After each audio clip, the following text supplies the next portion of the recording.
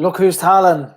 Good evening, folks. Welcome to another episode of the Tallinn podcast. A great night, another great European night for Dundalk FC with a 2-1 win over Levadia Tallinn. As always, I'm joined by Chris Clark and Andy Gallagher.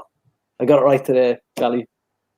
Look who's Tallinn. Look who's Tallinn. That was good. That was clever. That was good, yeah. Just thought about it on the flight. But I got it.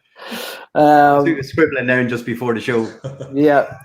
What'd you say? What'd you think of that, lads? I'm going to be asking you most of the stuff because I was in a meeting, so I missed the second half. So you didn't miss anything. We're out. Go on, Chris. Take it away. I think those sort of gritty performances is what you got to do in Europe. You don't always have to play well, but you just got to get the results sometimes. I don't think they were that much better than us, but I'm just delighted it didn't go to extra time 2 games in a row. I think that would have been too much for what we have left in the legs and stuff in certain guys, But look, just delighted to get through. Never mind the prize money and everything else, but for a potential big tie again, it's with Vitesse, it's got the Bate kind of written all over it, hasn't it? Away leg first and everything, so. It's all set up perfect. That's just took the words out of me. It sets it up very nicely. I know VTs would be I suppose from what we hear, they're a step above. But look, at this stage of the competition, you can't fear anybody. You got to, if you want to qualify, you have to beat someone strong along the way. I know Dundalk, maybe the last time we qualified, they got a bit of luck in the draw. But I mean, Borisov a couple of years ago probably would have been on a par with VTs. And great night. It's a great way to win it. Look, we really didn't want the whole game to go on for another half an hour. I thought it penalties written all over it. I just thought, it was just one of those games. It's not that it was end to end. It was just, I think, it didn't die out. It was just kind of a slow burner, I suppose, is probably the best way of putting it. But I think the game at 3D at the weekend had the boys killed after maybe 60 minutes. I think McMillan was taken off. The biggest sub for me, the biggest thing that might have caused the problem for Tallinn was that they took off the attacker that scored the goal, and I think that gave us a little bit extra because he wasn't a threat to the boys at centre half or the fullbacks, and I just thought we stuck in there. McMillan again. Yeah. Sloggett had an unbelievable game in midfield. Super. He was just.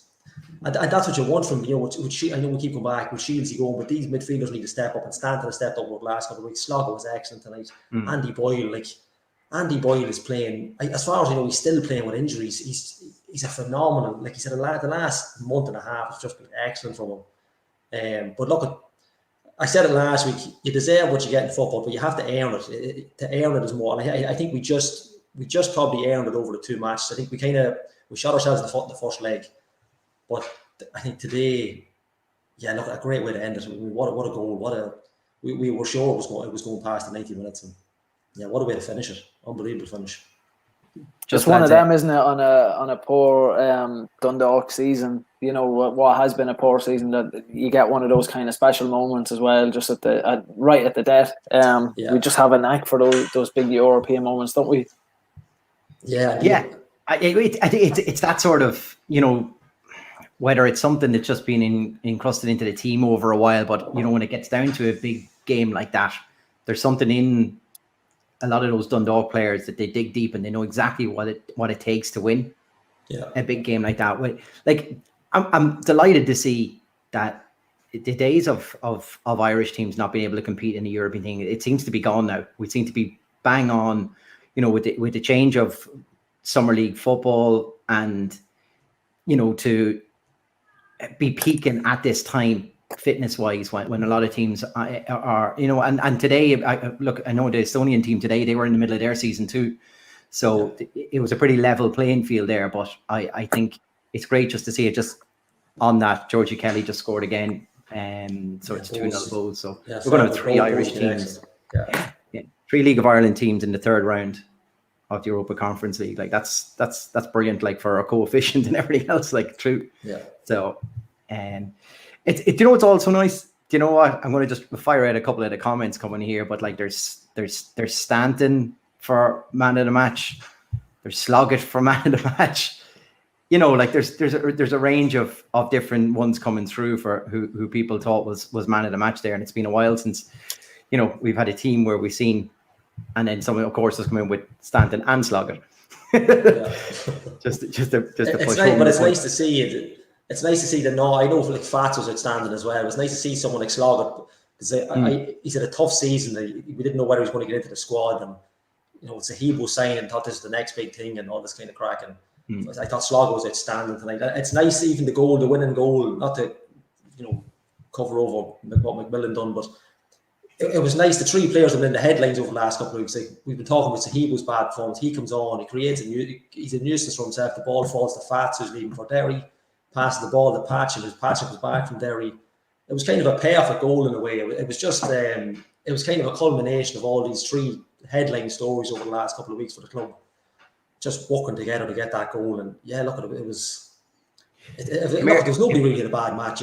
Gally, if I had told you though at the start of the year that Will Patching will score a winner to put us through to the third round of the Europa Conference, you go, not a hope. And Vinny's your manager. You go, what are you on about? You know, I remember listening to a podcast. I listened to a podcast with Declan Devine at the start of the season when he signed Patching, and he said he's one of probably the best signings he ever made. I thought he was off as nut. Like, I really thought he was off as right. I said, how, like, it can't be the same footballer we had last year. And it just goes to show, when you give him a chance, he gets a breath of fresh air. Like, it's like a brand new signing. Like, I mean, you know, I just think, especially with Fats going at the end of the season, it's unbelievable to have a player like that who's come back. You know, Derry have kind of improved him. I know he's an excellent footballer in England from what everybody says, but just that run of games with Derry has really helped us. And he just hit the ground running at the right time for us. It's perfect. I think it's also had that Chris Shields void, though, hasn't it?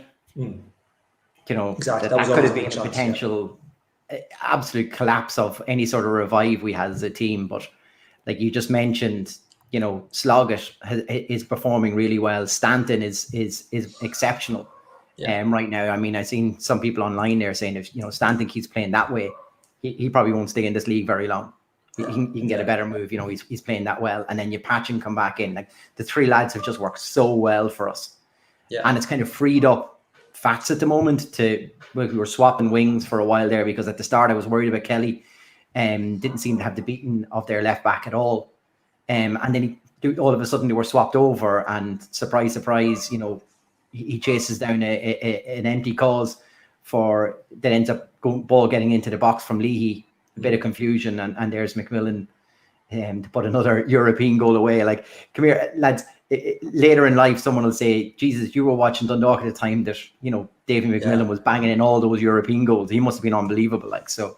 Yeah, like to be two off. Is it two? I think it was Adrian Taft said on LMFM, 2 off Robbie Keane, right? Yeah, like, I actually think he's only 1 off. He's 1 off now. 1 off now, so that was a 40 game. Like, incredible. Like, at any level, like, people can say, "Oh, it's only conference." It doesn't matter. Like, European goals or European goals, unbelievable. Like, he's like, we've talked Davy Mack up a long time, and he's top class every day. Like, he gives you 100%. Even on a bad day, he's 100% player.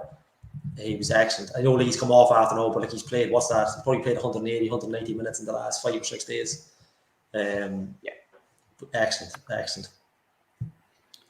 Yeah, I think it's a point. Look, we want to keep tonight positive. We've got a lot to kind of cover, and I don't want to labour on it. But you'd hope now, obviously advancing to the third round of the qualification, that, you know, with prize money that the club is getting in now, we should be hoping to find out what the owners' intentions are for next year. You know, I see comments coming in about players. We should be trying to tie down players for next year, and you look at some of the performances from the likes of Patching and some of the lads tonight, and you'd hope to find out something about what the owners' intentions are, and try get some of these likes of Patching, Stanton, Sloggett, get them signed down for next year, because it'll be a crying shame. I mean, it was a shame last year to see so many of our players leave, but it'd be a crying shame for it to happen 2 years running. You know, so that's maybe a conversation for maybe at the weekend when we're back to kind of the normal format of the podcast. But at this point, I'd just love to know what their intentions are. Yeah, you'd like to think some of it. Well, we don't know, because we don't know what's going to happen. But we'd like to think some of it will be going on players. But at the same time, there doesn't seem to be any kind of white smoke coming out when it comes to contracts at the minute. But look, if they can keep players attached to themselves at the end of the season, that they don't have to go and sign with anybody else. We hope for the European run, maybe if they can squeeze in, we'll keep the players here and want them to play here and nobody else. But look, it's something they need to really sit down and have a look at.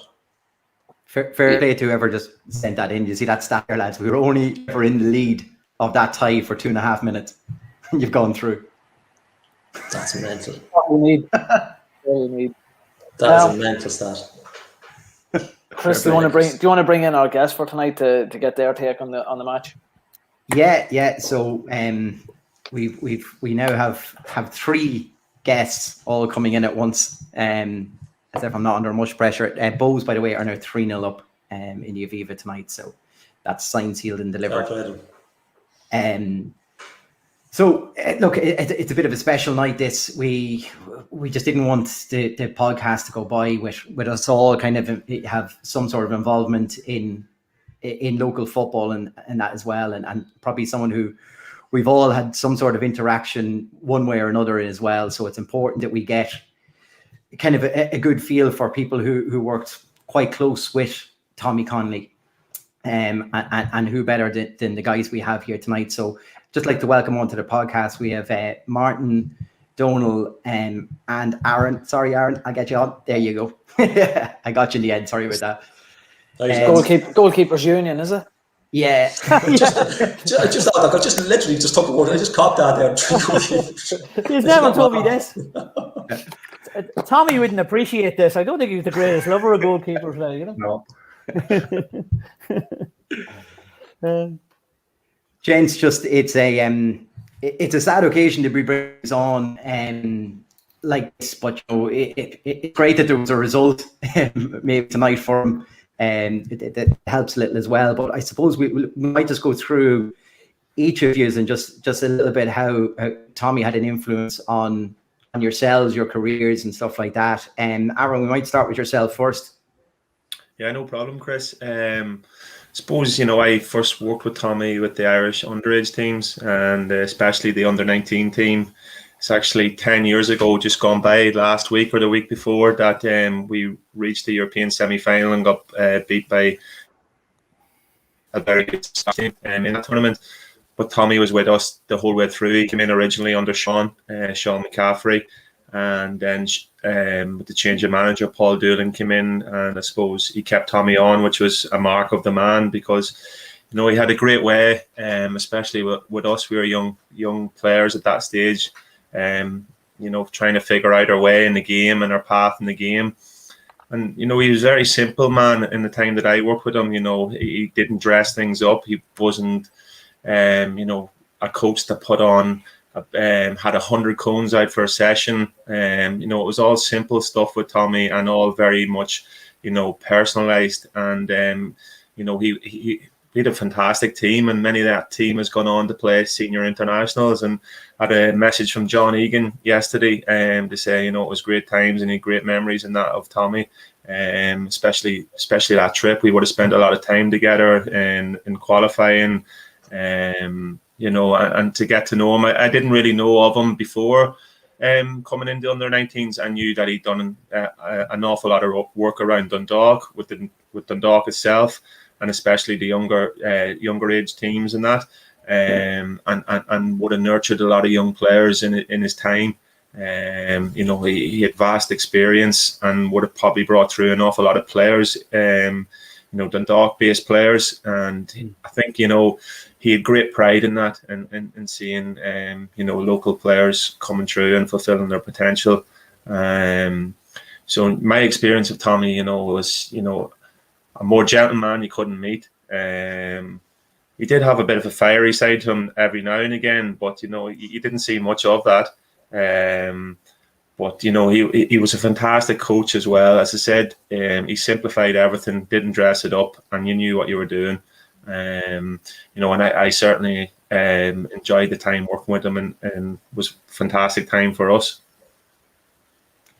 To yourself, Donal, I suppose probably something similar there, kind of a background with Aaron. Yourself, your interaction with Tommy, I presume, would have been mostly through the club.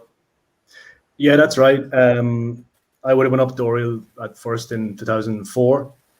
when just finished the Milk Cup, and Tommy took me up to train with the under-17s. I was only 14 at the time, and within a few weeks he signed me, had me in the team 3 years under my age, and kind of gave me the confidence to go and play at that level, a little bit above probably what I was ready for. And always in your ear, always telling you, you're going to go places, you've potential in the game and those kind of things.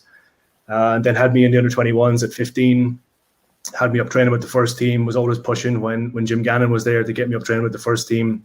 And when Jim left, he went on his own bat and got me and Tiernan Mulvena to go over to Stockport for a week. He did that off his own bat, didn't have to do it. Himself and Kitty actually drove us up to the airport in Tommy's car. So that was how much, above and beyond he was willing to go for players. And then as things progressed, we had the A-League and I stuck with him there. And he got me up with Sean to the under-17s with Ireland as well. And again, he was the kind of coach who gave you the confidence that you were probably better than you even were, to play above your level. So it's obviously a great loss for his family and for the town. As a coach, I think he was ahead of his time. Him and Sean McCaffrey were ahead of their time about 10 years ago. Like, his sessions were not what you'd call out of the book, out of the coaching manual. It was always sessions that were interesting. There was a tactical element to them. And he wasn't afraid. One thing he always done in sessions was, if something wasn't right, if it wasn't being done to the way it was supposed to be done, he'd stop the session, everyone would sit down, and he'd spend 10 minutes explaining it or giving you a bollocking or whatever it was, and go back into the session then. So that's my memories of him as a coach. As a person, he took a great interest in me and other lads at Dundalk who were young and were promising at the time. Did more than he had to do for us. And then in later years, just meeting him on the Knifey Bank, with Kitty out for a walk and stuff like that, was nice to bump into him and catch up with him. So very sad. Got the news Tuesday morning. I think Jerry Malone tweeted it, and kind of a kick in the chest, took the wind out of me, and very sad day. But it's nice that we have the memories of him now, Yeah. Martin, just to come to you, I mean, I'm sure you knew Tommy very well, in many different capacities. I suppose I'm just looking at the two boys here, and I'm saying there's a huge age difference. Donald's talking about meeting Tommy in 2004. I think I met Tommy in 1986, and I'm saying, am I going to say that slightly? And one of the great strengths of Tommy, and I'm sure the boys will agree, was his longevity. He was in Oriel Parks from 1969 up until something like 2008.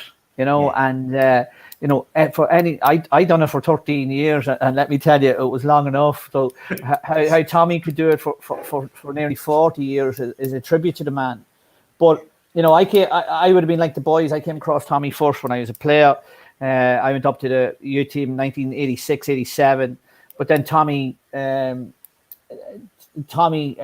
promoted me then when he was with Turlock O'Connor. And I actually was involved with the first team in 1990, around the time. And I remember going on the European trip. Tommy ringing me to tell me I'm going on the European trip to Kisbed, Honved at the time. I thought he was messing, I'm going to the European trip. So, Aaron, you'll understand the beauty of it. Now it's charter flights. Now it was trains, then it was planes, trains, and automobiles. And it was, and that was just some of the madness. But then, after that, I sort of left around that time, and then I didn't come across Tommy. I came across Tommy then when I wanted to take up coaching, and Tommy was a great help and advice then. And then I got involved again with Tommy around the emerging talent and that. And I actually was funny.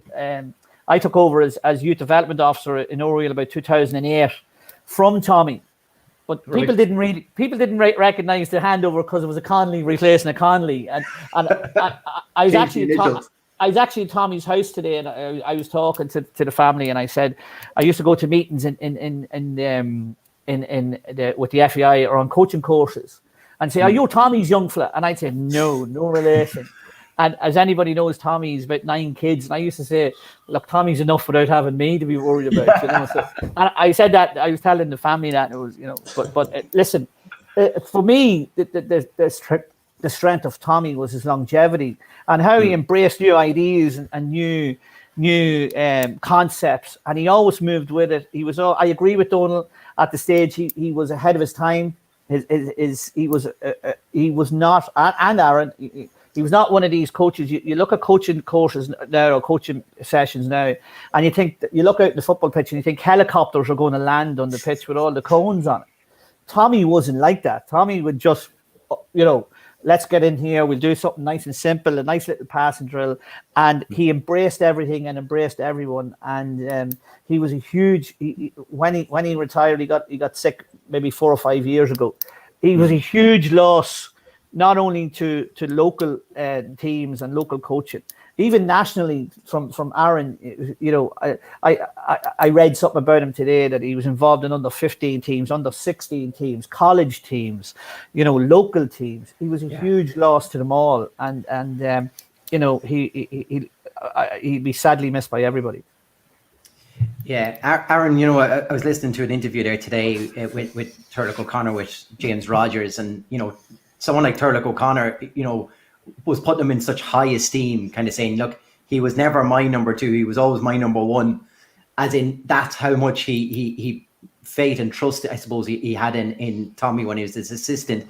Like, did that kind of come across to even you when you were younger with him, that he is kind of a vast of knowledge that's just sitting there?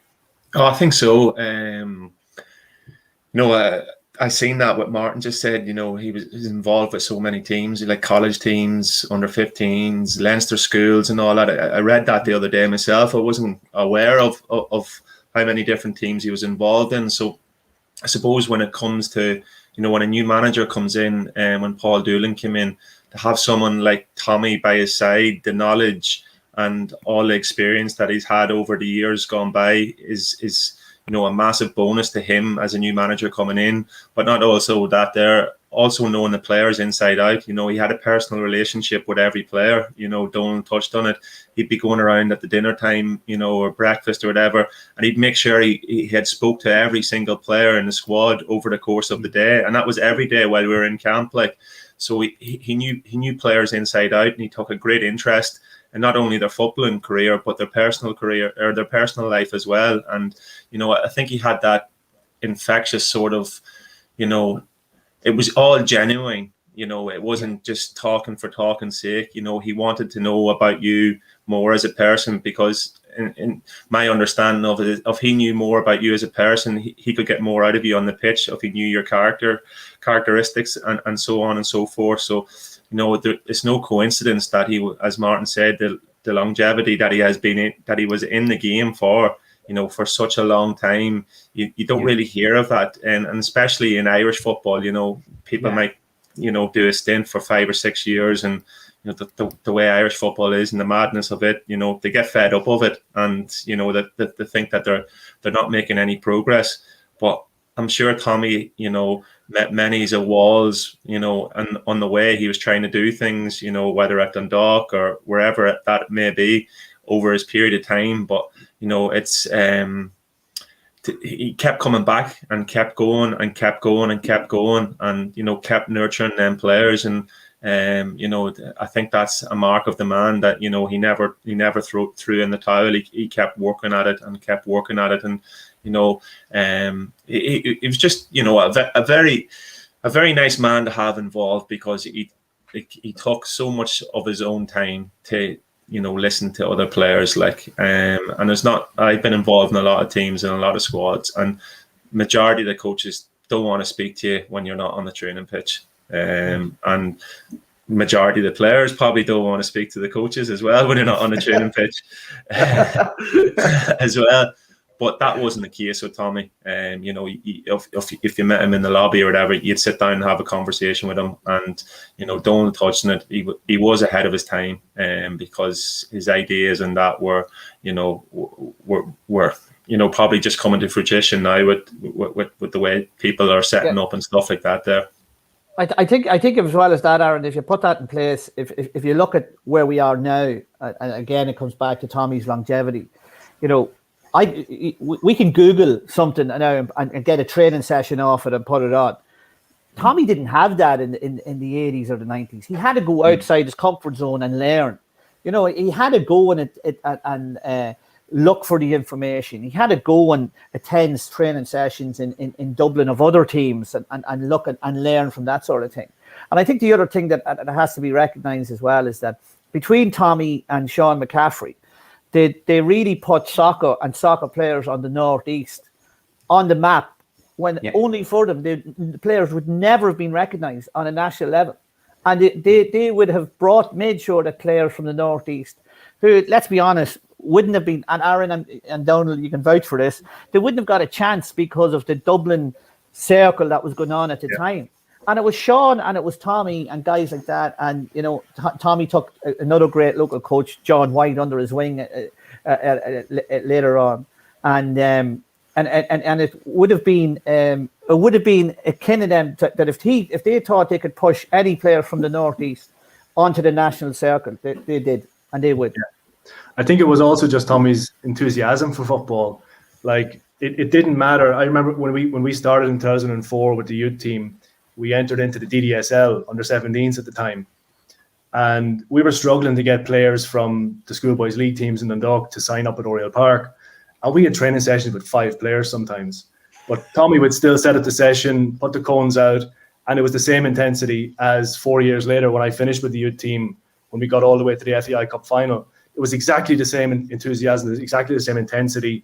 He never would, devalue a session because there's only 6 lads there. He was doing the session for the 6 who came, not for the other ones who didn't come. I remember him doing sessions with the first team on Christmas morning. Yeah, with 6. Do you remember that, Donald? Yeah, 6 or 7 players: Tom McNulty, Barry Keogh, maybe Brendan O'Callaghan, them boys. And I tell you, you'd want to make sure you had your Christmas morning breakfast well intact with them boys. Let me tell you. You used to have us up on Anna Verna on St. Stephen's Day with the youths. Oh yeah, up there, yeah. No. Yeah, no, I think Martin made a very good point there, and for players in the Northeast, region, that there probably wasn't that sort of, exposure there before the likes of Sean and Tommy got involved on the international side of things. It was, as Martin said, it was very much Dublin orientated and Dublin based, for a long time. And, I have to be very grateful for that, because I know, especially Sean, having a connection with him, being a fellow Monaghan man, he would have pushed me, towards the soccer side of things, as well, and been encouraged me and says, listen, there will be opportunities there. So, and I'm sure Tommy was doing the exact same for people in Dundalk as well, always pushing their local. And listen, it wasn't a case that you were in there because of, your connection with them. They got you the opportunity, but you had to take the opportunity then. Yeah. But the both of them could be as ruthless as, any other manager. And especially Sean, as ruthless as they come. So it wasn't a case, they were from the locality and you were getting in. You had to take your chance, but they got them chances for players. That's what I'm trying to say. And the open doors, they open doors. And open doors that wouldn't have been opened prior to that, to be fair. Absolutely. Martin, I'll come to you first on this, but just for the week that's happened with his passing, the usual kind of happened. There's an onslaught of images online, and people reminiscing.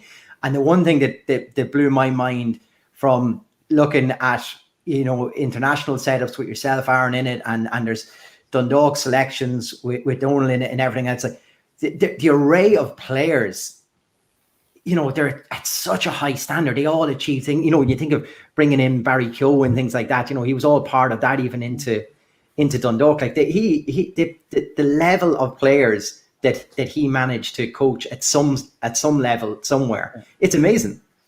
Yeah, it's great talking about Barry Keogh. I actually think Barry Keogh is one of my favourite Dundalk League of Ireland players. I think he would get in any team of any generation, but that's another discussion. It's the image of him, he signed in the contract, and Tommy's right beside him, and I just it's. But listen, that was the people that Tommy took through is a tribute to him,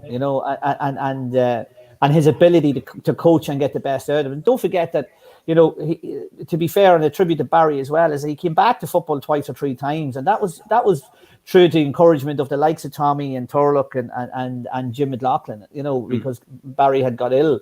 But there's just I don't think we could sit here and list off all the players that came through the hands of Tommy Connolly, because it would take 2 or 3 episodes. You know, like I'm sure Donald will agree. He played with many great players that came through. You know, Steve Staunton was one of them that came through my setup with Tommy very briefly, because at that stage Jerry Morgan was the youth team manager, but Tommy had an influence through the youth team, and then Thurlock trying to get him into the first team. Aaron, I'm sure, could have an equally impressive set of players as well. But each and every one of them, I think even people, I seen people on Twitter who would have played, say, with Tommy was the Leinster League manager for 6 years, where they used to go, and I think it was a trip to Germany or somewhere, and people were on Twitter saying that even that trip he had an influence on them, and he can still remember managing them.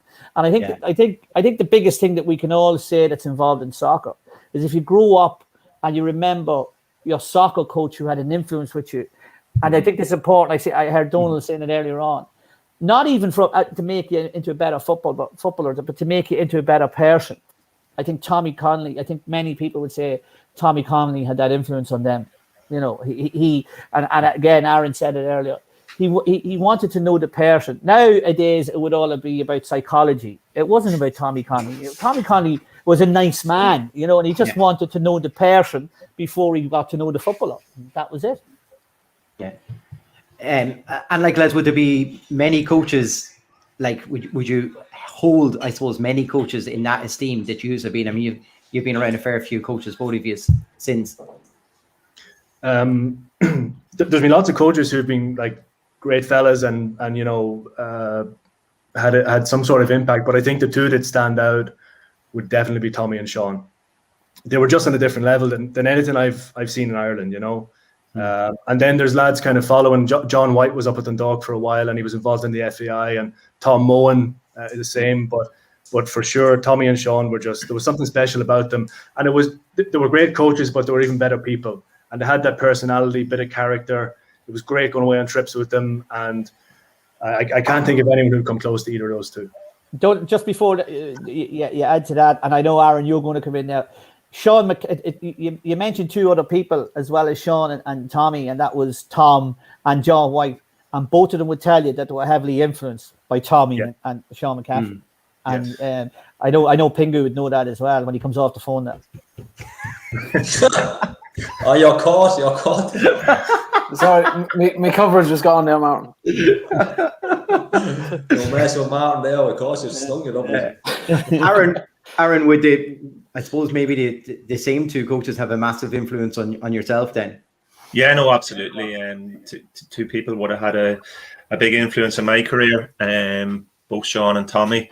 But I think the modern coach or the modern day manager, you know, it's completely changed. I don't think Tommy would actually enjoy being involved in the modern day game now, because things of, you know, as Martin said, there's psychologists and all this sort of carry on involved in the game, that it's almost got too much of a closed shop, where the coaches are the coaches and the players are the players. There's not that much interaction between players and coaches. You know, in my experience, coaches and managers don't really want you to come and speaking to them now. They don't want to engage in that sort of, you know, conversation. They just want to get you on the pitch, do the training, and, you know, finish up there. Where Tommy, as I already alluded to, had that, you know, personal side to him. He would come and speak to you.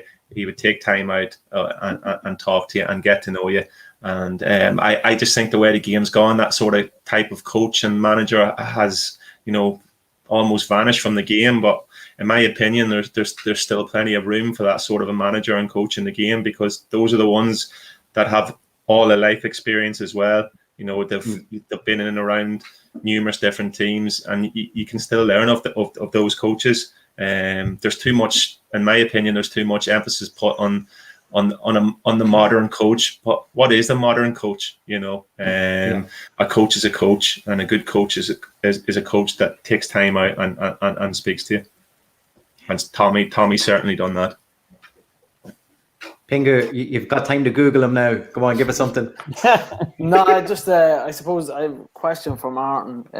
Obviously, you were saying there that you came into the head of youth development role, kind of you replaced Tommy for that. But Tommy was actually one of the course instructors on the first Kickstart that I done when I was 16, and Tommy always took great. Well, I wouldn't know Tommy like the three lads that we have on, which is one of the reasons why I wanted to get people that work closely with him.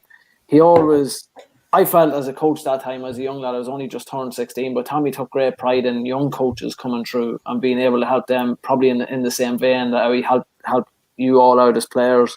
Martin, did you find that as well when you started working with Tommy in that coaching capacity, that he wanted to pass on his knowledge, and he wanted to help young coaches get better? Yeah, I think so. He was always on the end of the phone. He was always helpful to me. I spent a couple of years with him on the Emerging Talent in Oriel every Monday night or something, and you just would have loved to be able to explain to these kids at 13 or 14 how lucky they were to have somebody like Tommy and John White, who's an exceptional coach as well. These two people are trying to put you on the right pathway to a career in soccer, and they were amazing. But they were at that time, and I know, Aaron, this is something you said, they were completely contrasting coaches, but similar as well, if you know what I mean. Only Tommy was in his 60s at that time. John might have been in his 30s, but you could see that John was influenced so heavily by Tommy and all the positives. But Tommy wasn't running around giving demos of the 40-yard passes. That was John White, because he was able to do it.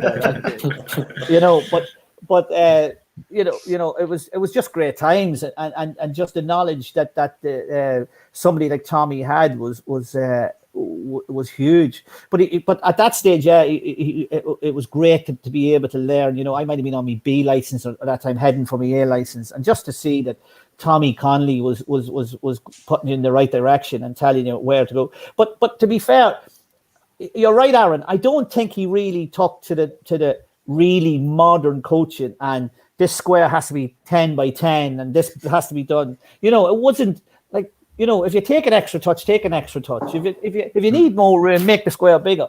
It wasn't that. He wasn't that sort of thing. It was, learn the player, learn the person. If he needs a wee bit more work, he needs a wee bit more work, and that's it. It's not. But that was Tommy. But that he learned that through experience, and again, I come back to the longevity of the career that he had, and the other thing I think when we talk about Tommy, I'd say, and I'd love to hear the two boys comment on this. I would say he was a perfect number 2 for you. I'd say if you were a manager and you just knew, right, I don't have to worry about the training session tonight, because I know Tommy's going to put on a brilliant session every time. He's going to be there on time. He's going to have everything set up. He's going to talk to the players. He's going to coach them well. And if there's any problems, he'll come and get me. He'd be loyal to the core. He would be. I'd say he was just a perfect number 2 to have. Turlock must have had his feet up. Huh? Turlock, he must have had his feet up going, this is it. Well, to be fair, at that stage, it would have been a wee bit different, right? Because unlike now, we would have been training in the evenings, and Tommy would have been training a lot of the Dundalk-based players in Oriel, and Turlock would have had the Dublin-based players in Dublin, and then maybe once a week or once a fortnight they'd come in together. Now listen, that's when God was a gas in 89 and 90. I certainly agree with Martin there. If you were looking at number 2, there would have been no better man, because trust. Managers had massive trust in him, and that goes back to his longevity in the game, and especially at Dundalk. I think I read it was maybe 5 or 6 different managers he worked under at Dundalk. And that just goes to show you as well that new managers 9 times out of 10 comes into a club and wants to bring his own staff in, but they got obviously knew of and heard of Tommy's work, his ability, and obviously he had a lot of people had massive trust in him because they kept him on time after time, and to have that as a manager, I'm sure is as Martin says, it takes a lot of stress and a lot of pressure off, because I'm sure managers have an awful lot to do without having to worry about, I wonder how the session is going to be, and that was never the case, because the sessions, and Donald alluded to, they were always brilliant, and they were always simple, and the fact that he was willing to put a session on for 3 or 4 players if that was only there, was a mark of the man as well, because he wanted to better them 3 or 4 players, and he didn't care about the 10 or 12 that weren't there. So I suppose that speaks volumes of him as well. And very trustworthy man, and I suppose it just goes back to his loyalty, I suppose, to the game as well. The fact that he was in it for so long, and I suppose the big one would have been for a lot of managers would have been the trust, and they knew everything was going to be all right once they had Tommy by his side. Yeah. When he finished up with Dundalk then in 2008, he went out to Billurgan and managed them. He was director of football out there. Another great role for him, overseeing things, not just in the first team, but the young lads as well. And the thing was, he was coming from the League of Ireland underage teams and going out to Billurgan, and the sessions he put on, like, lads were just blown away by it. It was like they'd never seen anything like this before. An hour and a half session would seem like 15 minutes. Your brain was engaged, your body was engaged. You come through the session, it'd be a tough session, but you'd be wanting more, And Martin said something about cones. I coach a team over here, and there's one thing Tommy always said in his sessions, and I always say it in mine as well, and it's probably going against the coaching manual, but you go out on a pitch and there's all these cones set up everywhere. The first thing Tommy would say is, see them cones, don't mind them. They're only there as a guideline. That's all they're there for.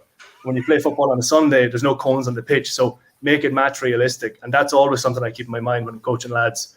The cones are only there to kind of give you an idea where to be, but it's about doing things match related. And Tommy always put that into you, and it was great to keep that in your mind, Mm-hmm. There was a smile from you, Martin, and Aaron there. This must be a line you threw at all the time, was it?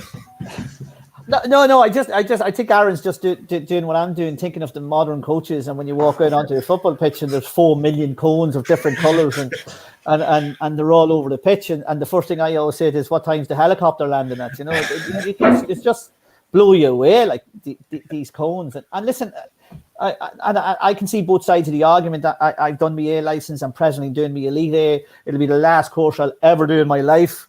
But I sometimes wonder, and I look at somebody like Tommy, who had all the knowledge of the world. I still think Tommy would have had it if he had no coaching badges.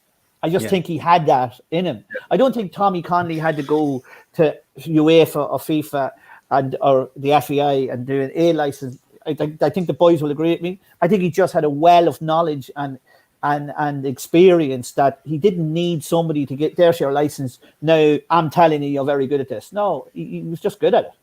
Yeah. Yeah.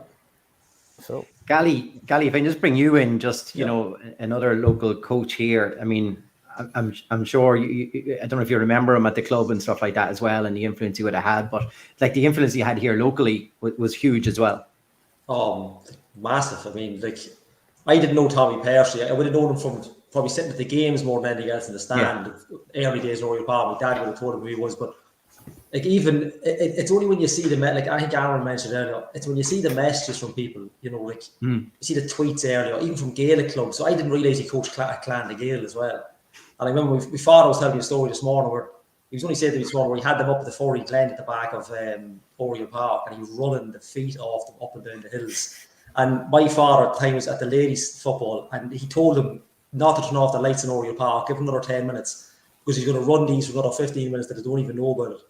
But it's little things, like even John Egan was tweeting him today, and it's like the man, I probably haven't seen him more. Like, I put it up in the group the other night, the chat that we have for the podcast. He was trending on Twitter. Was that last night? He was trending all over. I think he was the second most tweeted thing in Ireland last night, and that just goes to show what the impact the man had. The reach he had, like. Yeah, like, I mean, like, I know a lot of, like, we see messages say, Gavin McKeeve or Fra Trundle, cracking footballers from summer league, and that's what Tommy would have been known for. Would have been watching games. You see similar now with Jim Conroy. You see him going around at games and looking at matches and watching, influence on young footballers. And although he didn't coach me, or I never got to go on to one of his training sessions, everybody knew Tommy Connolly was. It was just he just had that impact, and like, no better 3 men to speak about him tonight. And it's it's a massive loss for the town. I didn't actually realise. I was only told today he was 74. He didn't, like, I didn't realise he was 74. He just looked like Tommy always had grey hair. I remember, like, anytime he had grey hair as long as I'm alive. What I would have known, like seen him in '90s and stuff with Rangers or below, like Donald said. But he's a credit to look at his family, the football community. It's a massively sad loss. Yeah, look at as a coach, it's someone like the boys are saying, old school coaching, not the modern day. And if we can take a bit of that into it and stop kind of hounding kids too much about, the likes of cones, something so simple about cones, running the legs off them. It's simple football at the end of the day, and Tommy was the epitome of that. Probably the grey hair when he realised only 3 people turned up for a session that he had just organised with all these cones. Probably. More cones and players. I think Ali made a good point there about, like, with Tommy, it didn't matter if you were John Egan or if you were a summer league football player in Dundalk. Some coaches, they kind of gravitate towards the more talented players and, they'll support them and push them. But Tommy didn't care. Whatever your level was, Tommy was there to get the best out of you. And you really felt that from him, So, yeah. I think it's a fitting tribute to him. If you were to look at some of the, he was a Dundalk man. He was never going to manage or coach any other club, But if you look at some of the national things he done, he managed university teams, he managed Irish colleges, he managed under 15s and 16s international teams, he managed National League under 23 teams, he managed National League under 20 teams. He was assistant manager to Paul Doolan with Aaron's group. He was involved with Sean at various international groups. You don't get this if you're a bad coach. You just don't. Now, people can criticize the FAI and they can do all they want, but let me tell you, when it comes to coaches and managing of the national teams, you will be found out very quickly. And Aaron alluded to it earlier. The players will catch you out very quickly, and you'll just be seen as a dud. But so for Tommy to manage and coach at that high, that the highest level in this country over 4 decades, amazing. Unheard of, isn't it? Amazing. Yeah. And I think I'm just thinking about it there. Like we often had a discussion on the show here about underage levels and how we've mismanaged that. When we look at putting academy structures now into Ireland, so we're trying to hold on to better talent for longer with better coaching. I mean, Tommy would have been in his element with this now, wouldn't he? To do that right. He might fight with you over it, but he could argue over what is the best way to do it. Like Tommy. To be fair, I think Donald said it earlier on, and Tommy always wanted the best players to go to Oriel Park. No matter what age they were. I think Tiernan Mulvenna will allude to that when he tried to get him up as a 14-year-old or something, and Donald at 14.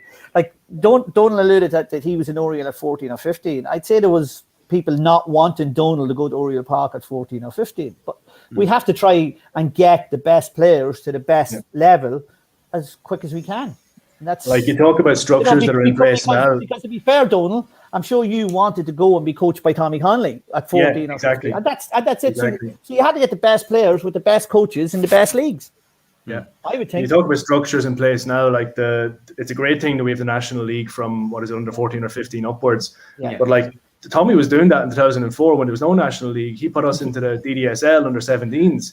He made a team with and he was playing you at 14. Yeah. We weren't very good, Mark. And Tiernan. And Tiernan, yeah. Well, I was bigger than Tiernan at 14, in fairness, but I have a 9-year-old nephew that was bigger than Tiernan when he was 14. Yeah. But yeah, that's what when you say he was ahead of his time, like thinking like that to say, look, we there's a gap between Schoolboys League 16s and then what's at Oriel as a senior team or a 21s team. Yeah. We put together a 17s team. We put them in the DDSL. We go to Dublin every week. And we develop players, and they'll go into the 21s and progress on. And that was at a time actually when, unlike now, when Gannon was the manager, and Dundalk actually needed lads who came through that squad like Shane Grimes, Reggie Hughes, Colin Finan, Tiernan. Like that actually fed the first team when they had no good players. Those were the real dark days at Oriel Park, playing home games in Monaghan for a while and stuff like that. No offense, Aaron and Monaghan, but but yeah, that's what Tommy did, and he was a key part of the club for us. As Martin said, 4 decades. It's unbelievable longevity. I don't think we'll see that again. No, probably. No. Probably not. So Aaron, just on the points there that the boys were making, just about influence and stuff. How important is it though for these younger guys coming through to have access to talented coaches? Like not everyone's going to be up to the standard, Tommy, but good quality standard of coaching in this country. Yeah, no, it's massive. And the earlier you can get that, the better. And I think the way the structures have been put in place now in the country is going to improve that. So it is. But if you go, when most kids probably start off when they're 6 or 7 now, whatever, at their local team or wherever the case may be. But their first coach, they will always think this first coach is amazing because they've been taught stuff that they've never seen before, and I just think this is great. But that first coach, like, mightn't have a Scooby-Doo about football, like, and it could be coaching them all the wrong stuff. So it is so important now that you have, I know I use the term qualified. I don't like using the term qualified coaches because Tommy educated himself, but people that have, I suppose, a football brain or an idea. Because I agree with Martin, what Martin said earlier, of you don't necessarily have to have all the badges to be, this great coach. It can come from life experience, going, educating yourself and making yourself a better coach. So I really do think it is important, and the younger the better. That the younger the better these players are, getting that coaching is only going to help us develop better players in this country going forward. Because I know certainly in the UK and so on and so forth, these players are coming into academies now at 7 or 8 years of age and availing of the best coaching. And for then when you get to 15, 16 in this country, and if you're going to go over the water, and you haven't been receiving the best coaching, it's an uphill task, like, and because these other ones have been in a structured environment or getting the best available coaching for 7 or 8 years before more than you have. So, and I give the FEI credit in that. I'll not give them too much, and I'm sure it was pushed by not many people involved in the FEI. I'm sure they just had to bow to the pressure in the end. But we're gradually getting to where we should be, with football in this country. Although it's a slow, painful process, I do think it's been a hard slug, Darren. I can tell you, it's been a hard slug. I think we're gradually getting to where we should have been maybe 5-10 years ago. Yeah, I think it's great for Dundalk that I think they're one of only 6 clubs in the League of Ireland with a full-time academy manager, Stephen McDonnell. So I think Stephen going in there is a great step for the club, and whatever happens next year with ownership and stuff like that, you'd hope that would stay in place. And you look at what Bows have done with Kevin's. I think that the big shame since I've been involved in football is that Dundalk have never, and Martin probably knows more about this, that Dundalk have never been able to link up properly with the Schoolboys League and create a real pathway there, a real football pyramid in town. You'd hope that maybe over time that would happen, so that, as Aaron said, kids aren't getting their first, proper coach at 15, but they're getting it at 8 and 9, because those couple of years make a big difference in the development of a player. Martin, do you want to come in on it? Yeah, listen, all I can do is talk about my time, and I always had a very good relationship with the Schoolboys League, but I absolutely get where Donald is going with that, and there does have to be a proper pathway and link there. But going back to what Aaron said about the national leagues is one of the great things that has happened to the FA in the last number of years. And if you there's always great debates on one of the many hundreds of podcasts for about the League of Ireland. I thought you were going to say for Dundalk. Oh yeah, there's a few of them as well. But the debate you'll always hear is that you'll hear that there's a problem. The Dublin clubs or the Dublin grassroots clubs are giving out about the National League, but you'll never hear Sligo Rovers giving out about it, Galway United giving out about it. So it's a Dublin circular thing that they have a problem with it because and we can't lose the grassroots club either. We can't lose from in relation to our area. We can't lose the Key Celtics. We can't lose the Bellurgans. We can't lose the Rock Celtics. So the plan has to include everybody. There has to be a grassroots club which feeds into the elite clubs, which then feeds into the thing. But the grassroots clubs should always be there for the social footballer and that sort of thing as well. Absolutely. you know. Like, Donald, there is room for everyone in this. Like, coming from kind of schoolboys football and things right up, like, it's, that pathway has been so successful for so long. So to scrap that as a achievable pathway would be foolish. But like Martin just says, there's a way to amalgamate schoolboys football, elite academy football together, and it should be beneficial to everybody, shouldn't it? Yeah, no, I don't think anyone's saying that the grassroots should be scrapped in any way. No. I think it's more about ensuring that players get good coaching from qualified, or at least good coaches from a young age, right? So from 8, 9, 10, when it's really a key development stage for footballers. And also that there's a pathway for the more talented players to show their talent on a bigger stage, whether that's national tournaments, national leagues, or even going internationally. But Martin's right. There's like, football is not all about being competitive and winning trophies. It's about enjoyment and health and all that kind of stuff. So there's definitely a room for some sort of compromise between the two ways of thinking. And I'd love to see that in Dundalk. I'd love to see that good 8-year-old players are going up to Oriel once a week, maybe, instead of going with their club or something like that. But these things take time, and we might get there, we might not get there. I think the other thing, Donald, and I think interesting. I know Aaron, the best of luck with the move to Glentour, and all the best on that one as well. But I think the other thing about it that we have to be aware of is, young footballers are now going to be staying in Ireland for longer because of Brexit. They can't go to the UK anymore at 16, so they're going and they have to stay here at 18 unless they're.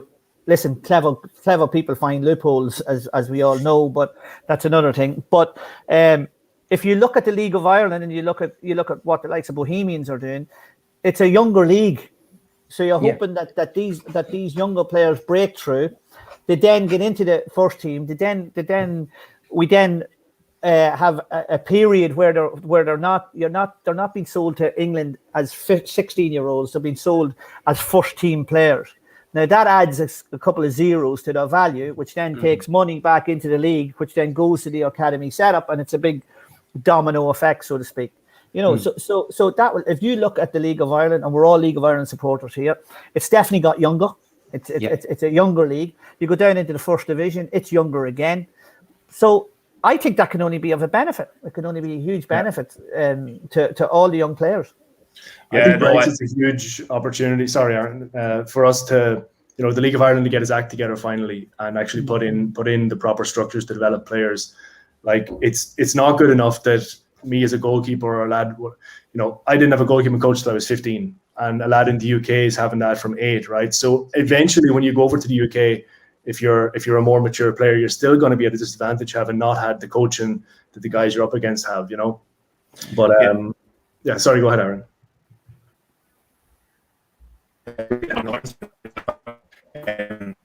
Actually going to say it myself with the Brexit, I think will really help grow the league, and only if things are done right as well, and let's be honest, it takes finances to run these underage teams as well, and facilities and that, and we're probably not blessed in this country with the best facilities. So hopefully by these players staying for an extra couple of years, and as Martin said, going over as first team players, then you're getting a better value for them, where they go over, and it's probably I don't know much about, if you go over as a young player, 15, 16, it's probably a set amount, but teams might be able to demand more, rather than just having to accept whatever the basic is as a 15 or 16-year-old, and only if things are done right, it's going to help the league grow, because it's going to improve facilities. It's going to attract more people to the league, because they're going to see young talented players playing in the league longer, rather than going over and playing academy football, where you can get lost in that as well. So I think it's going to help the league going forward. But everyone. Aaron, would you have been better off going over? Probably, look, at hindsight's a great thing, but a year or two more in the league for you, and going over, not being allowed to go over for another year or two. Could you see the benefit in that? Yeah, no, absolutely, Martin. I went over when I was 17, and I was just after playing 5 or 6 games in the first division for Monaghan United at the time. And now when I went over to England, I went into, it was the under 21s at the time dressing room. and you're playing against, players week in, week out that are 17, 18, 19, 20-year-olds, where, I was playing in the first division at the time, playing against, seasoned sort of, pros, boys that had played in the Premier League, were coming down, but it was a challenge because, I was young, I hadn't developed physically or anything. I think, if I had stayed maybe for another year and played a full season, say in the first division, and even maybe went to the Premier Division after that and played a year there and went over when I was maybe 21 or 20 or 21, things would have been an awful lot better, because when you're going over when you're 17, 18, you're basically only a number. And, if we're being truthful here, they're taking a chance on you because, you're not costing a whole pile of money. They're thinking, we might be able to work with him, and if it works out, great, brilliant, it'll be a benefit of our club. But if it doesn't work out, off you go back to Ireland, and then that's it. And that's when we see a lot of players coming back at 18, 19 years of age, and they fall out of the game because they don't know how to fit into a senior team or a senior environment. They're used to academy football. Those figures are frightening. The figures of people who come back from England after their first contract, something like 95% of them never play soccer again. Never play it. Yeah. Never. Go back and play Gaelic. They go back and play hurling. They go back and play. They fall out of love of the game, and it's been put down to the fact that if they go over there too young, they don't actually get a lot of games. Because the league might be under 23. You might have seen this week the concept where Man United have taken Paul McShane back to play with their under 23 team as a coach and a player, because they think that players playing alongside somebody like Paul McShane will benefit more from playing just a normal under 23 game. Yeah, no, absolutely, Martin. And I think that goes back to, they've had a bad experience when they go over as well. And everything's done for you when you're over in the UK, and when you come back you have to graft.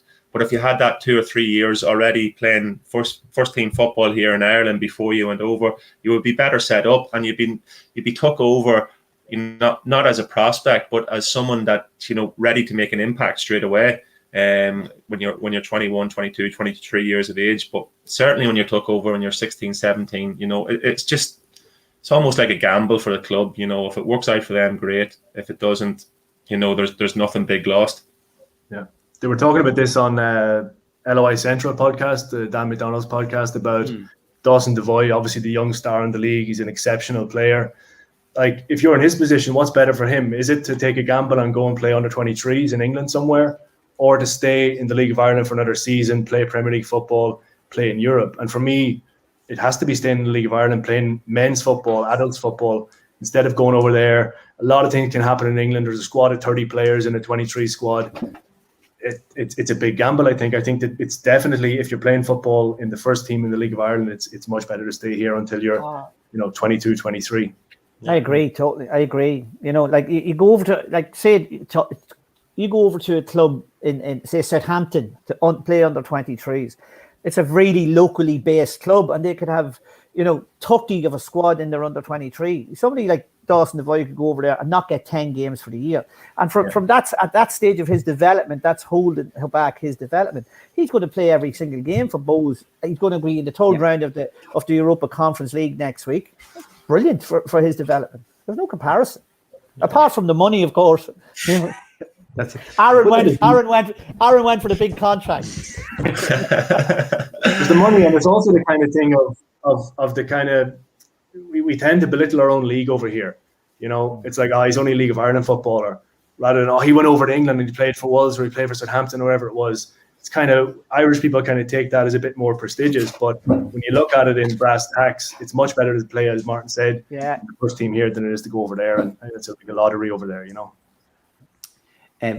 Something we brought up only a few weeks ago was, let's say all the clubs get their ducks in a row and get this academy structure working, and guys aren't leaving the league as early. Well, I'll ask you first, Martin, and then I'll come to the lads. Martin, do you think there's a chance of football becoming an industry in Ireland like you see in the UK and across Europe? Donald, I'm sure you see it. where you are, like, is that potential that people can just make an earning from football in Ireland? Well, that's the problem with football in Ireland. We don't have an industry, and we have to all work towards that, because if we don't, there will be no improvement. I've been involved in discussing TV deals with companies. Right, you're just giving them a way out. You're saying, listen, nobody wants to watch your match on a Friday night because the backdrop is terrible. It's you think that somebody schools are worldly in Tallinn with 7,000 people. It looks great, right? It doesn't look the same with greatest respect, because we all know Oriel Park, and there's 20 people standing on the away end, and it looks terrible. Yeah. And TV, that's a way out for them. You're giving them a way out to say, that's why we don't pay you. You have not got a standalone TV deal. The Danish league, which is not a huge bigger country than us. Maybe what is it, Aaron? 14 million, Darren, or Donald, 14 million maybe in Denmark. They have a 50 million euro TV deal, 50 million euro, right, for the standalone for their league.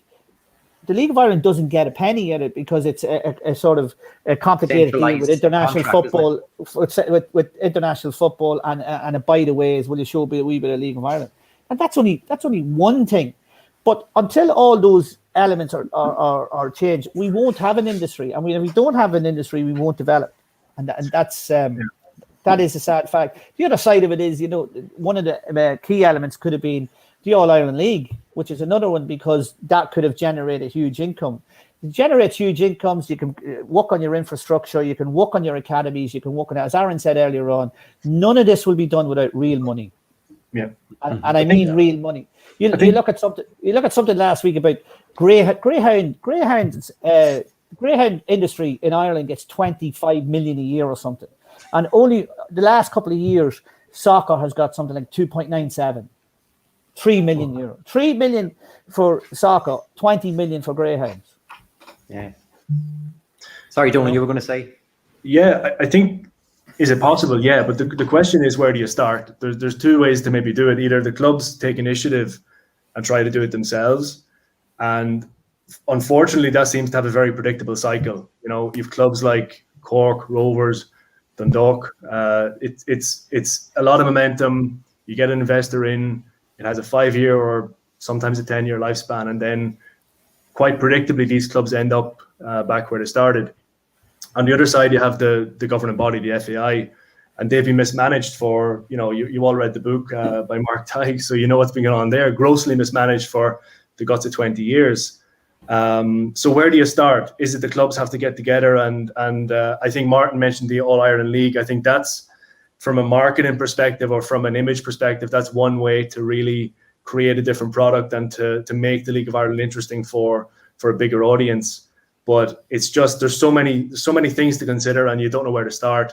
And we don't want to maybe get into what might happen next year with Dundalk, but it's happened to a lot of clubs in the League of Ireland that people come in, big plans, and suddenly after 4 or 5 years, you're back where you started or worse. I think the starting point, Donald, has got to be the governing body and the government itself. And there has to be some sort of plan going forward. If you can't get those two bodies to work together, you've absolutely no chance, because it has to be real money, not 10 million a year or 30 million over the next 3 years. It's not going to work. It has to be 300 million over the next 3 years or something for a starting point. That is, and then if that's a starting point, then you will get UEFA or FIFA to buy into those ideas. But I agree with you. The first problem is that the FAI has to be put on a proper footing. No matter what way you look at it, it's still 60 million euro in debt. That's it. Yeah. And until that's sorted out, you ain't going nowhere. Yeah, no, just on that as well. Yeah. I think there certainly is potential there to have an industry, but it comes back down to finances and facilities as well. It is massive. And I know from having played in the League of Ireland and played up north, majority of the stadia in the north are supported by government funded and the facilities are an awful lot better than the facilities that are in the League of Ireland. Now that's not every club, but majority. But a lot of that money comes from backing of the government, and the government's relationship with their own organisation, and that goes a long way. Because let's be honest about it, Irish clubs don't make enough money to be able to do this on their own, unless you have managed to qualify for the Europa League or Champions League 5 or 6 seasons in a row. You can't do it. It simply can't be done. It needs backing from the relevant authorities, our governing body, and our own government. And until that changes, unfortunately, it's just we're just going to be talking about it the whole time, the possibilities, because like some of the simple facts, and these are facts because I've had to have them at various meetings, but an average Premiership attendance for the 5 teams in the league over a weekend could be about 12,000 people in the Premier League between the 5 games. Look at that game, right? And an average attendance at a Greyhound meeting is something like 117 people. Wow. 117 people, right? And yet the Greyhound industry gets 20 million a year and the soccer industry gets 3 million. But listen, we as in the soccer industry or non-industry have only ourselves to blame, because as we've all alluded to, we've been mismanaged for the last 10 years. And the first thing if you go into these people and you go into civil servants and you ask for money, they'll say, well, where's your plan? Yeah. What are you going to do with it? And if you don't have it, forget about it, you're not. Yeah. That's the thing, gents. Look, we originally meant to be talking mostly about Tommy and Dundalk, and we've gone way on a different tangent. But it's an important conversation, I think, to have, and I think it's probably something that maybe we should all come back to and have a chat again. If you are more than welcome to come back on, and maybe we'll have that. For the moment, gents, I'd just like to thank you for your time. So thanks, Aaron, Donal, and Martin. We'll wrap up the rest here, gents. Thanks so much for your time tonight. You're welcome. Thanks very much, lads. Cheers, lads. All the best. Bye-bye.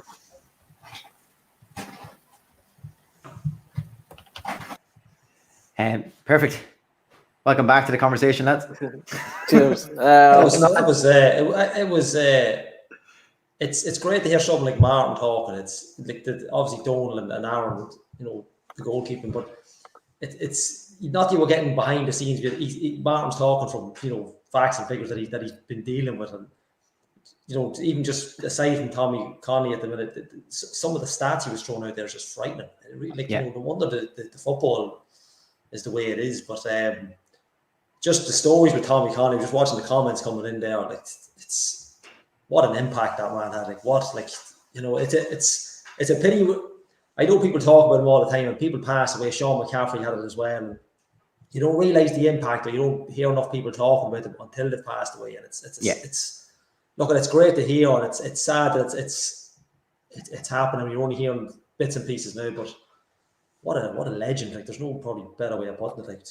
You just see this. I just seen the comments streaming here on the side. It's some great stories. And I probably kind of got in listening to them, so apologise to anybody if I didn't put up the ones. I was too busy listening to the boys' stories more than anything, Yeah, I think it's the perfect tribute nearly for Tommy was the conversation we had there for the last 15 minutes with the lads, where they talked about the state of Irish football and how it can be improved. It would be something that I'm sure every one of them and all of us would have potentially had with Tommy down the line. So and when I was on my phone, when Martin rudely interrupted me, I was actually looking at messages. I had reached out to Tiernan Mulvena yesterday to see if he wanted to come on. He was unavailable, and T had actually sent a message in just to read out about Tommy, and pretty much to say, he extended his wishes to Tommy's family and his respects, not his wishes, his respects to Tommy's family, and he just wanted to say, that Tiernan was given opportunities to play in Dundalk senior team, which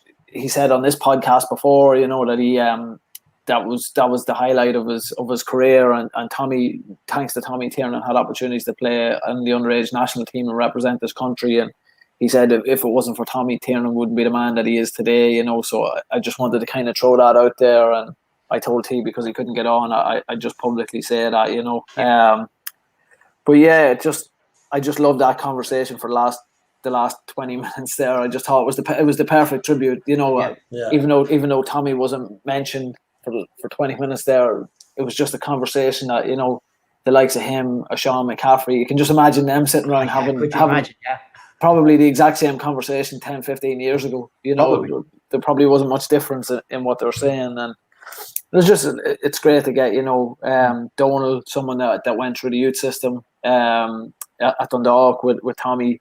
Martin, obviously, who went through the youth system. I still don't believe, by the way, I wish Martin was still on, but I don't believe that Martin was only playing underage in 1986. I think it was a few years before that. I think Martin was giving himself a few years, but and then Aaron at international level, and just hearing the effect or the impact that he had on their careers is just it was interesting to see. And I suppose, just speaking on behalf of ourselves, Donal and Steph, I know Steph can't get on tonight, but just we'd all like to offer our condolences to the family of Tommy and friends of Tommy as well.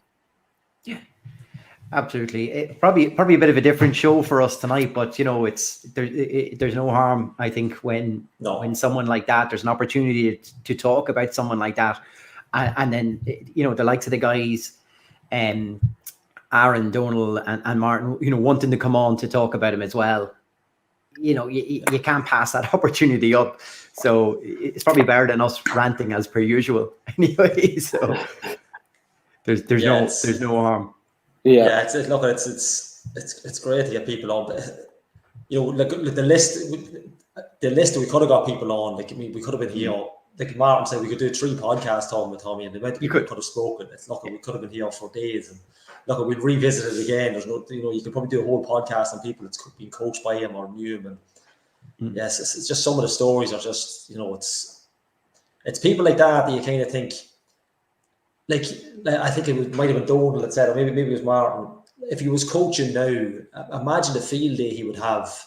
Like, I mean, if we're talking about these elite players with the strength and conditioning, with the psychology, like he'd be like he'd be like a god, his coaching method, which is something completely different, as a massive impact. And it was only during the week I didn't realize he was Paul Doolan's assistant. Like, that'll tell you about this. Like, it was only when the picture went up from the FAI, it never dawned on me. I don't in the back of my mind I remember, but I completely forgotten it. But like but it's amazing. Obviously, all 3 of our timelines on social media has been the same this week, because it's just been a plethora of images from Tommy, linked with the FEI, linked with local players, linked with Dundalk. There's stuff with Turlock coming through, and it's just like wow. When you just look at, and that's what I was trying to get across to the lads. When you just look at the amount of careers that he has influenced in some way, whether they're just coaches, they're players who even locally here we would put in high esteem, who never made it into an even higher level, but yet he's had an influence on them all. So it's a rarity you get somebody like that. So it's just amazing. I'm actually really glad that we took the time out to do this tonight. Brilliant. It's funny, it's a conversation we keep coming back to, and it's obviously something that we have a massive opportunity in the league, and it's this academy structure and getting this right and trying to get some sort of a correct business for football in this country. It's an opportunity we'll never get again with Brexit. Yeah, and it just has to be done, and it has to be done right. Yeah, and that's to be honest. Sorry, go ahead. No, I was going to say, unfortunately, like Martin said, though, it's going to need massive investment. That's the catch with it all. Well, that goes back. I was taking notes during the chat with the lads, and when they're talking about investing, and I think we spoke about it on the last pod, Chris, about that investment in coaching, and Aaron was mentioning there that he wasn't sure if Tommy would succeed or as the modern coach. And Gally, you'd know now from going through coaching licenses, the modern coach that the FEI, or the next incarnation of what a modern coach is going to look like in the next couple of years, is going to fit the bill of what Tommy Connolly was, because there's so much emphasis being put on how to handle the player, how to deal with the player, and it just, you hear from them conversations. I mean, he had that in abundance. He was a man manager to a T, and I honestly believe that if they were to put a mold up tomorrow at a UEFA B license or a UEFA A license of what kind of coach you want to be, Tommy Connolly's probably it. The likes of Tommy Connolly, Sean McCaffrey, etc. That were really good man managers, and it's just I just found that interesting when they were talking like that and seeing where coaching is going, But yeah, look, that's all probably stuff we can talk about for another day. Do we want to try get this under an hour and a half, Chris? Yeah. See, every time I come on, we go over the hour mark, and I knew getting Martin Connolly on was a bad idea. Look, it's all important conversations to have. So I think if these ones go over, I'll let it go. I'll let these ones slide. It's fine. It's fine. I suppose with one eye on back to the league now for ourselves, we got to keep an eye on this. Like it's Bank Holiday Monday. Am I right? Kickoff again for us. I think it's 2 o'clock, isn't it? Is it 2 o'clock? Yeah. Another core one. So like a trip over to Sligo, they're not in the greatest form. Look, we're going to come out of that game saying it was the absolute right time to play them, or it was the wrong time to play them, because their confidence, they've been lost points in the league, put out of the cup, Sligo, yeah, that's right. I knew I saw something. Kieran Callan just put up there, Sligo games called off. Okay. I think Niall Newbury had that up earlier. I thought that was in my brain there earlier on. Oh, sure. When are we? Yeah. Oh, because we trouble.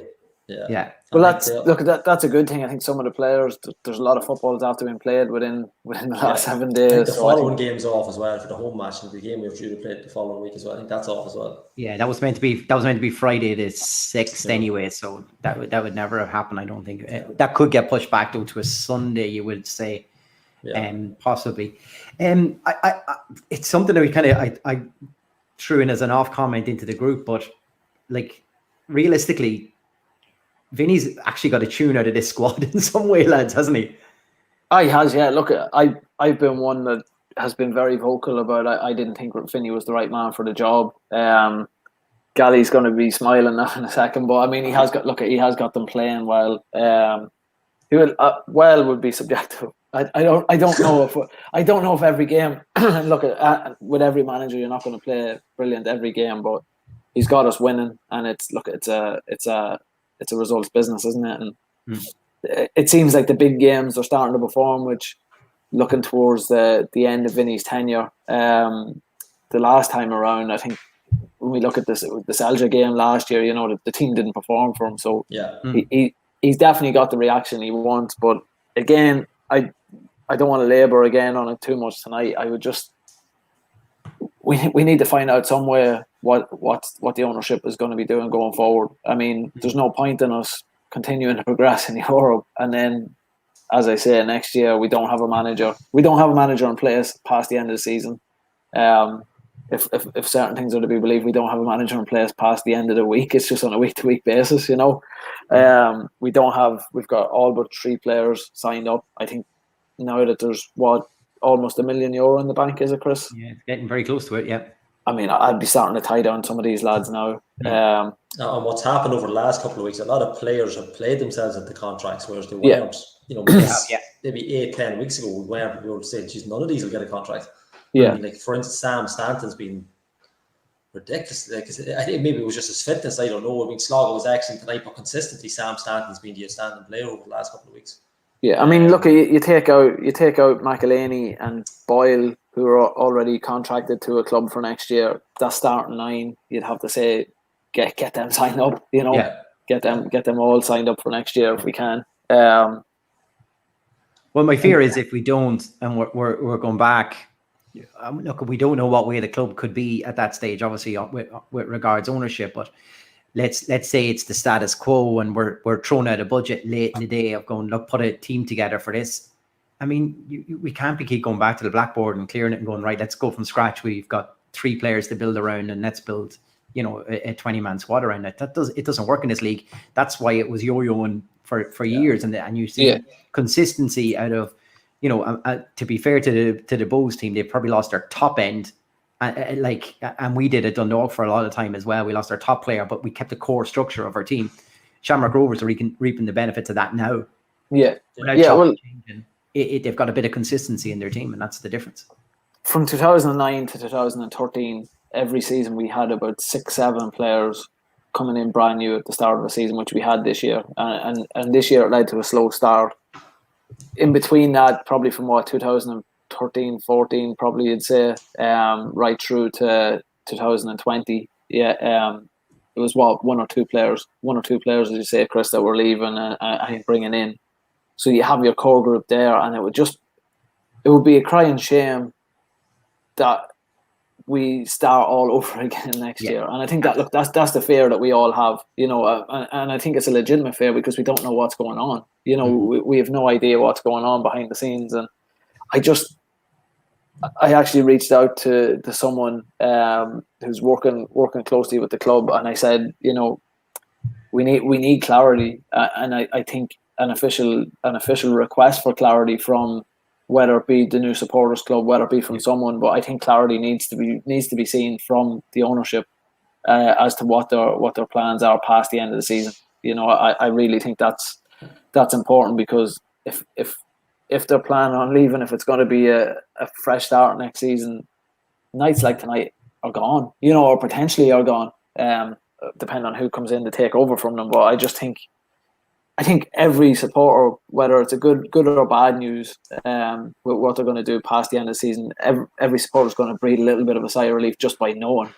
I think the problem right now is that we don't know. Yeah. That's it. But it's just a disastrous scenario to be not knowing for not only for us supporters but also for those players. I mean, at this stage now, you're going to be wondering, come the end of the season, can I pay my rent?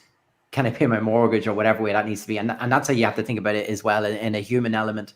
It's not fair on them. I think for the welfare of the players we currently have, a bit of clarity, and that would go a long way. Now, maybe they do know.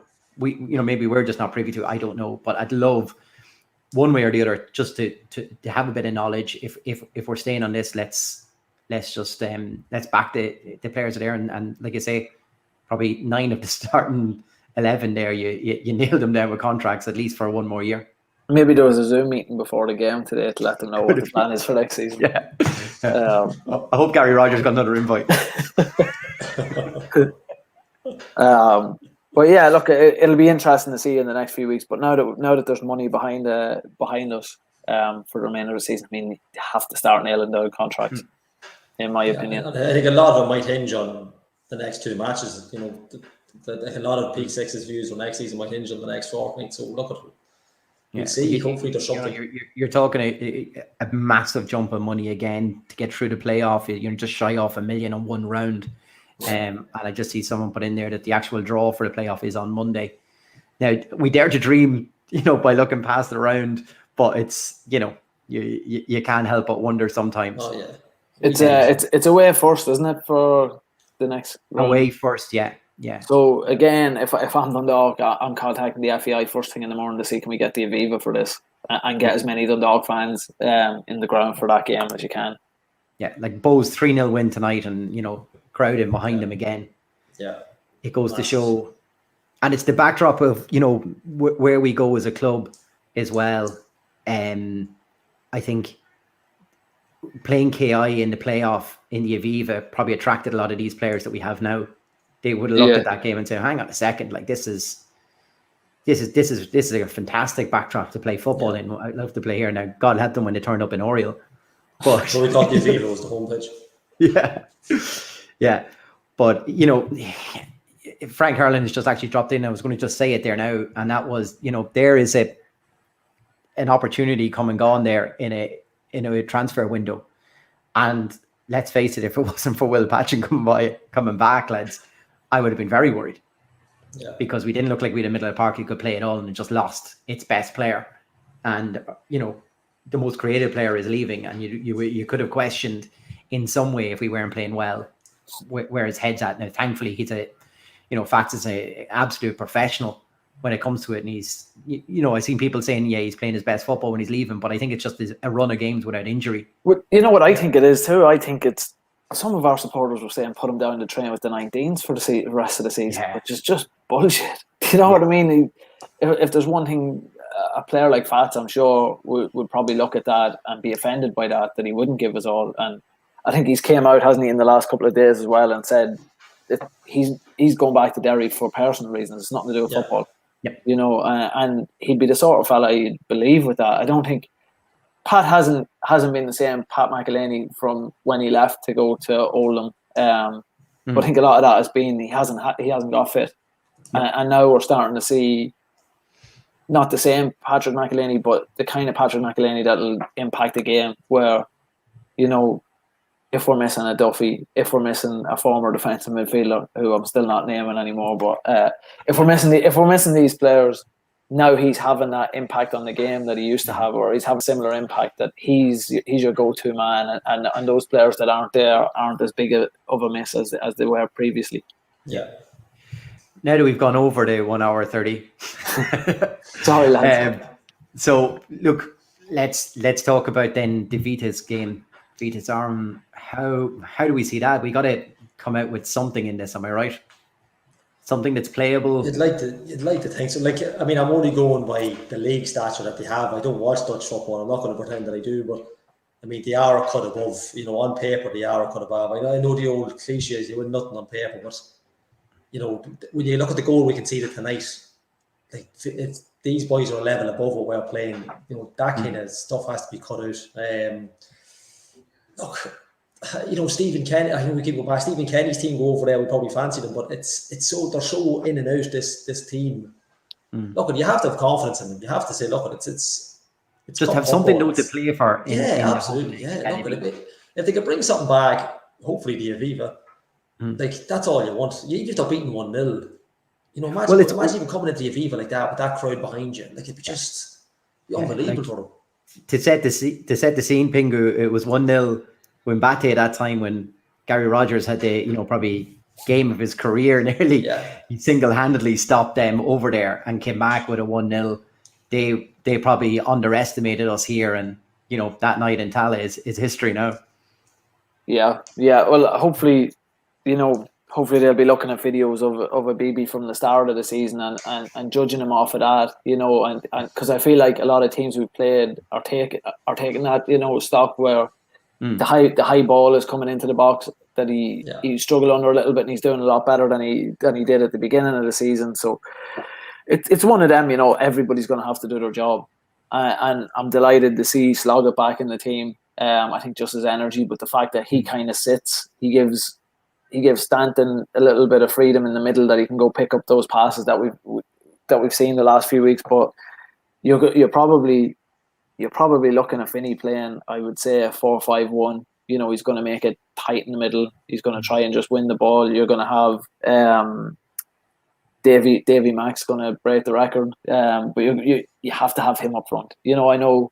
Yeah, especially when you're away, though. I think he's the ideal person to play away, because he's just a menace. I think Hubin would want to get involved in front of players and link into the middle of the park towards Davy Mack. It's more on your shoulder, and the defenders are always like, "Where's that guy gone? He was over here a second." You know, it's not being able to set on the laurels on that, and I think that's, especially playing away from home in Europe, that's that sort of player's ideal. Yeah, and I think, you know, when you look at Davy, when you compare Davy and Pat is very involved in the Dundalk's play when he's playing. You know, he's involved, as you say. You know, he drops maybe to get the ball and stuff like that. I think Davy just plays so well on the last defender. You know, and sometimes people say, you know, he doesn't look like he's doing much out there, but you never see him coming off without struggling to breathe. You know what I mean? Like, he always bursts his arse when he's playing, and for me, in Europe in particular, I just think every European game he has to start. He's more suited to that European style of football. Definitely.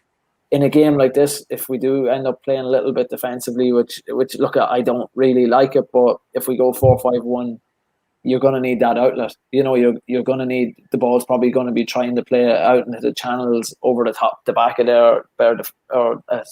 their defenders. And you're going to need him running onto it. You're probably going to need the likes of a Dickie Kelly running onto those balls. You know, it's not going to be. I don't anticipate it being not going to be pretty football at times. No, it's going to be Vinny ball. But there you go, Gally. I had to get one passive aggressive to you. But no, look, if it works, aggressive. If he just put it through the next round and he's still good. If it works, it's a results business, and we'll. I think as Dundalk fans, we'll take that if it gets us a win or it gets us a good result coming back to the Aviva. that's brilliant, you know. And hopefully, if then you had to maybe give a result now, what would you take? I'd take a score draw. 1-1. I'd say it'd be more 2-2, but 1-1 I'd hope for, and then try get them, turn them over on Levadia. Gally, you're going for 1-0, are you? 1-0, yeah. Anything, once or not 2 goals clear. I go for 1-0 myself, but I think that's still a gap of 1 goal max, and I think we'll be fine. I think taking that back to you, 2-1, 3-2, it won't go that high, I don't think, but 1-0, 2-1, I take that all day. Yeah, take it back. The fact that your away goals is gone, you're not worried about on your home leg now. Yeah, you know, that's it. I think if we could stay within touch and distance, I think I really do. If we can get the Aviva, I think it'll be a game on there, big thing. Yeah. I think the one thing with Vinny, you know, he's when he took over from Stephen Kenny in 2019, there was this mentality of, you know, this was Kenny's wins, the title and the cup right before that, and Vinny kind of galvanized the squad to work hard, and I feel like that's what we're seeing again. You know, we're seeing that kind of everybody saying you're useless. You know, everybody saying the team is shit. Everybody saying the team's going to pot, and then we're seeing these results. They're grinding out these results, and I don't think there's a lot of motivation necessarily needed as long as he keeps on that tact. You know, of even with the new players, these are European standard football. These are international standard footballers. Yeah. People are on your back saying you're not good enough. Yeah. You know, I feel like that's probably what he's doing. He's motivating them by that way, and go out there and prove your point. And as we've seen over the last 8 years with Dundalk, you know, going back to, it was a Haddock split was the first big win of the Stephen Kenny era that we weren't nearly expected to get. Anything's possible, and that over there as well, like you know. So I would fancy us to get something. I think if we either get battered or I think we could get a draw out of it.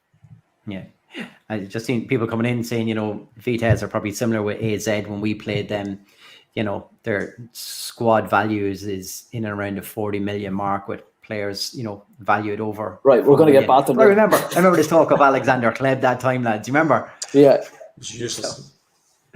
I could see it.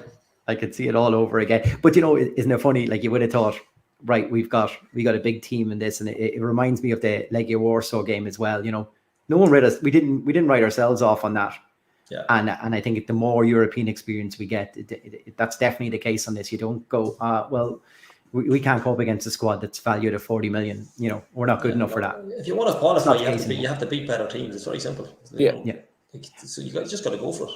You know, fear nobody. You can't. These boys are well schooled lads that played in the continent. Tchaikovskis, Sonny. Stay tight. Stay within 1 goal. And I think come back to Aviva would be a different ball game. Alexander played. I knew as soon as I mentioned it, it was coming.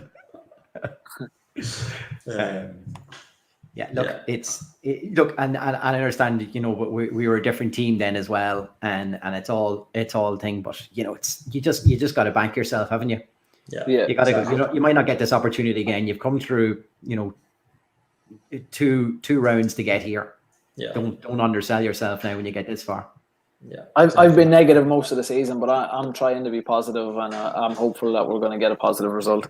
Right. If Pingu is positive, that's the time we end the show without a doubt.